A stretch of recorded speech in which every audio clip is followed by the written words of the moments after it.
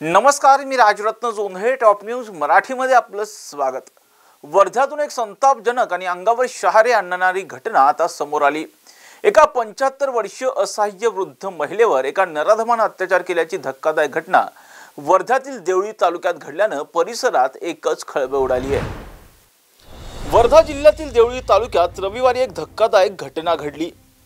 वर्ध्यातील देवळी तालुक्यातील निपाणी गावात एका 75 वर्षीय वृद्ध महिला भिक्षा मागून आपला उदरनिर्वाह करते.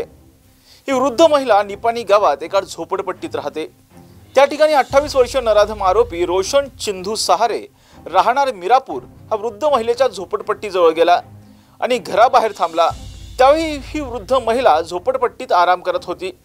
त्यानंतर बराच वेळ घराबाहेर थांबल्यानंतर हा नराधम आरोपी पीडित वृद्ध महिलेच्या घरात शिरला आणि पीडित वयोवृद्ध महिलेबरोबर जबरदस्तीने अत्याचार केला. या पीडित महिलेनं आरडाओरड केली, मात्र या नराधम आरोपीनं या महिलेला सोडलं नाही. त्यानं पीडित महिलेच्या अब्रूचे लचके तोडले.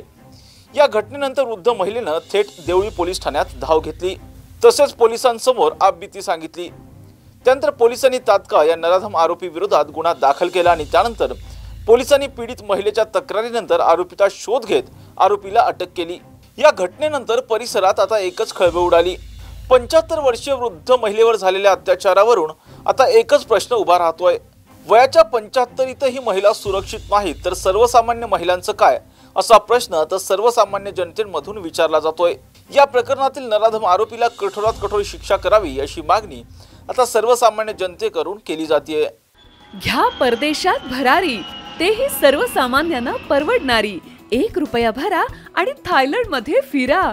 सचिन इंटरनॅशनल घेऊन आले आहेत जगातली सर्वात स्वस्त परदेश टूर.